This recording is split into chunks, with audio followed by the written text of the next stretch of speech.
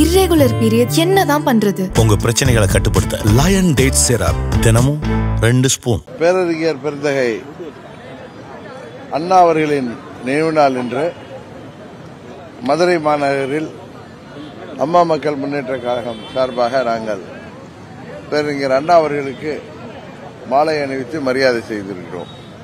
Sir, வம்பிலுக்கு வீணர்கள் தெம்பிழந்து போவார்கள் முதல்வர் சொல்லியிருக்காரு.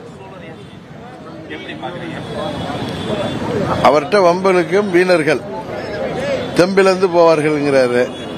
தமிழ்நாட்டு மக்களை ஏமாற்றுபவர்கள் இருக்கிற இடம் தெரியாமல் போவார்கள். அதுதான் அதற்கு சரியான பதிலா இருக்க முடியும்.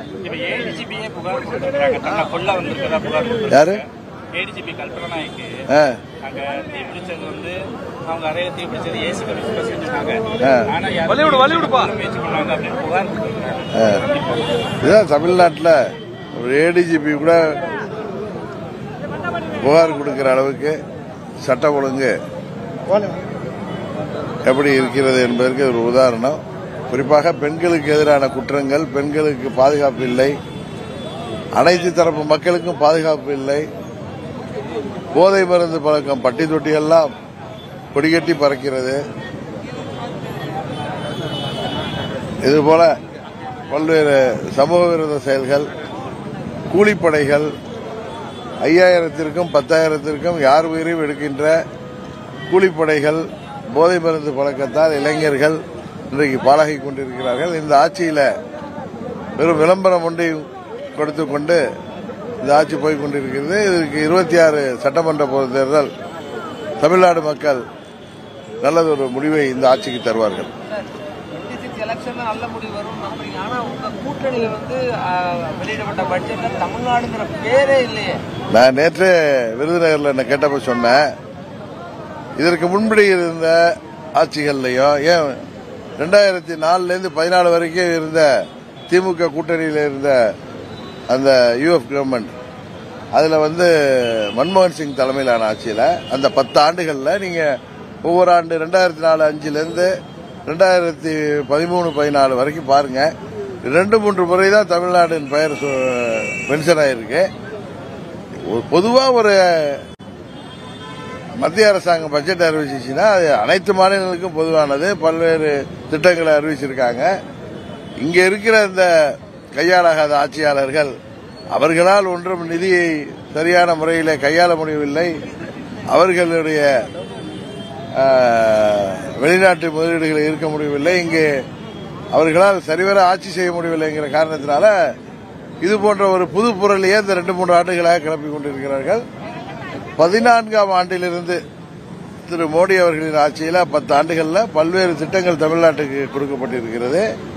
இதெல்லாம் ஒரு இந்தியாங்கிற ஒரு நாட்டில் அனைத்து மாநிலங்களுக்கான பட்ஜெட் தான் இது. ஏதோ ஒரு சில மாநிலங்களுக்கு நீண்ட நாள் கோரிக்கைகள் இந்த ஆண்டு நிறைவேற்றப்பட்டிருக்கலாம். அதுதானே தவிர இது ஒரு பொய்யான குற்றச்சாட்டு. கூட்டணி கட்சின்றனால இவ்வளவு சாயம் பூசுவது போல தெரியுது சார். உங்களுடைய அரசியல் அனுபவத்துக்கு இவ்வளவு நேரம் நீங்க அந்த கூட்டணியை விட்டு வெளியில வந்திருக்கணும். தமிழக மக்களுக்கு அநீதியில இழைக்கப்பட்டிருக்கு. இல்ல, நான் தான் உங்களுக்கு கிளியரா சொல்றேன். தாய்மொழி தமிழ்ல தானே சொல்றேன். நீங்க 2004ல இருந்து அப்ப நம்ம ஊரை சேர்ந்த திரு பி. சிதம்பரம் நிதியமைச்சராக மத்திய அரசில் இருந்தப்ப எத்தனை ஆண்டு அவர்கள் தமிழ்நாடு பெயர் உச்சரிக்கப்பட்டிருக்கு நீங்க சொல்லுங்க. அதுக்கப்புறம் நம்ம அடுத்த முறை நான் வர்றப்ப உங்களுக்கு நான் அந்த குறிப்பே தர்றேன், எந்த ஆண்டுலன்னு. அதை நான் குறிப்பை எடுத்து வச்சிருக்கேன். 2004ல இருந்து தொடர்ந்து 3 ஆண்டுகள் தமிழ்நாடு பெயரே வரல. எனக்கு தெரிந்து ஒரு 2-3 முறை தான் தமிழ்நாடு பெயர் உச்சரிக்கப்பட்டிருக்கு, தமிழ்நாட்டுக்கே நிதி கொடுக்கப்பட்டிருக்கு. ஆனா மோடி அவர்கள் அரசாங்கத்தில் இது நடந்தது. இது ஆதாரபூர்வமா உள்ள கருத்துக்களை தான் நான் சொல்றேன், புள்ளி விவரங்களை. நீங்களே செக் பண்ணி பாருங்க. தேசிய ஜனநாயக கூட்டணிக்கு எடப்பாடி பழனிசாமி கூட எல்லாரையும் அழைச்சிட்டு இருந்தீங்க. என்ன பதில் தெரியுது? இல்லங்க, நீங்க கேள்வி கேட்டீங்க. நீங்க நண்பர் தான். என்ன எடப்பாடி பழனிசாமி வந்தால் நீங்கள் அவர்களோடு சேருவீங்களான்னு கேட்டீங்க. நான் பொதுவான அழைப்பு தான் விடுறேன். திமுகங்கிற தீய சக்தியை வெல்லக்கூடிய ஆற்றல் தேசிய ஜனநாயக கூட்டணிக்கு தான் இருக்கு. அதனால திமுகங்கிற இந்த மக்கள் விரோத ஆட்சியை தொடர்ந்து இருக்க விடக்கூடாது, அதை வீழ்த்த வேண்டும் என்று நினைக்கின்ற கட்சிகள் அவர்கள் தனியாக நின்று வாக்குகளை வீணடிக்காமல் தேசிய ஜனநாயக கூட்டணிக்கு ஆதரவளிக்க வேண்டும் என்பதுதான் எனது வேண்டுகோள். எப்பொழுதுமே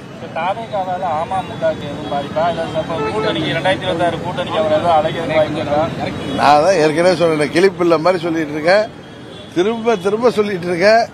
திமுகங்கிற தீய சக்தியை வீழ்த்த நினைக்கிற கட்சிகள் தனித்து போட்டியிட்டு வாக்குகளை வீணடிக்காமல் தேசிய ஜனநாயக கூட்டணி தான் சரியான தீர்வு, அதற்கு ஆதரவளிக்க வேண்டும்.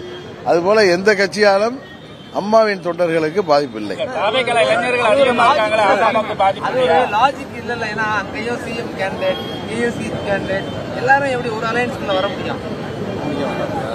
எல்லாம் கொஞ்சம் பொறுத்துருங்க. நான் எனது கோரிக்கை தான், எனது விருப்பத்தை தான் நான் சொல்றேன். இதுல என்னன்னா, திமுகவை வீழ்த்தணும்னா எல்லா கட்சிகளும் தேசிய ஜனநாயக கூட்டணிக்கு ஆதரவளிக்கணும்னு சொல்றேன். இதுல அந்த கட்சிகள் தான் யோசிச்சு தங்களுக்கு முதல்வர் பதவி பெருசா திமுகங்கிற தீய சக்தி வீழ்த்தப்படணுமாங்கிறது அவங்க தான் முடிவு.